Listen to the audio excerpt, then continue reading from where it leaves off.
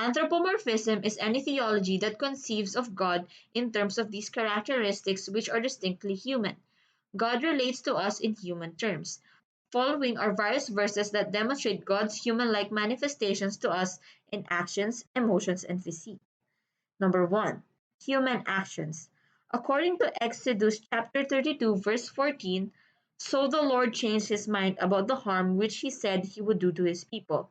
While in Genesis chapter 2 verse 2, and by the seventh day God completed his work which he had done, and he rested on the seventh day from all his work which he had done.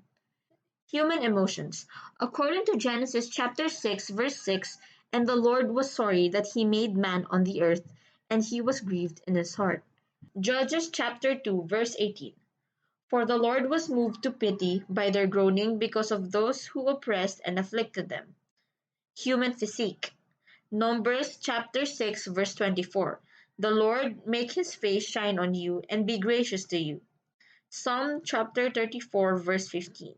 The eyes of the Lord are toward the righteous, and his ears are open to their cry.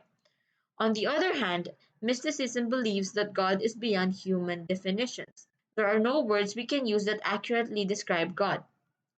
Many of our beliefs are not chosen. We are born into them, as in the case of Hot Pie. His parents are Catholic, therefore he must also be Catholic whether he likes it or not. In the words of John Lennon, imagine no religion, no possessions, and no country to live or die for. Imagine all the people living in peace. It is very difficult for us to imagine this ideal or perfect society simply because it does not exist. For Hot Pie, it is easier to believe in God because it can be rational to believe in a higher being.